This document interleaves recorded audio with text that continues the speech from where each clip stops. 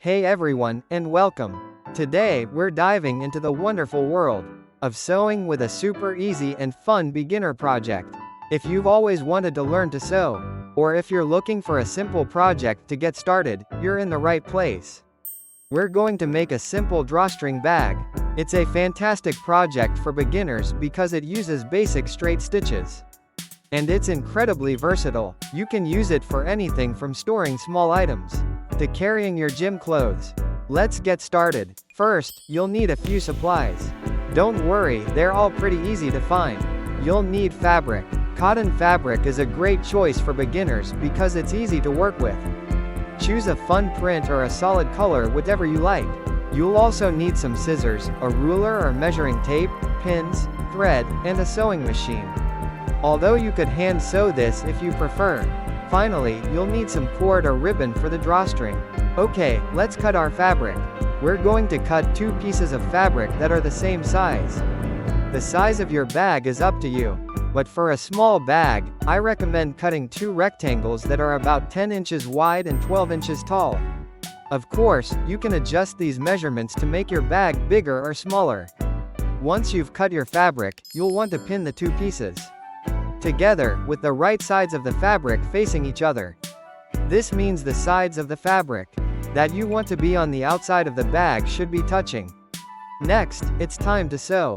Using your sewing machine or by hand. If you prefer, sew around the edges of the fabric, leaving the top edge open. Make sure to leave a seam allowance, which is the distance between the edge of the fabric and your stitching line.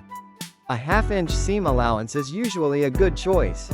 When you get to the corners, be sure to pivot your fabric, which means you'll stop sewing. Lift the presser foot, and turn the fabric to continue sewing along the next edge. Once you've sewn around the edges, you'll want to turn your bag right side out. This means you'll carefully pull the fabric through the opening you left at the top. Now, we're going to create the casing for the drawstring. Fold the top edge of your bag down about 1 inch, and then fold it down again to create a casing. Pin the folded fabric in place, and then sew along the bottom edge of the casing, leaving a small opening to thread your drawstring through. This opening should be big enough for your cord or ribbon to pass through. Next, it's time to add the drawstring. You can use a safety pin to help thread the drawstring through the casing.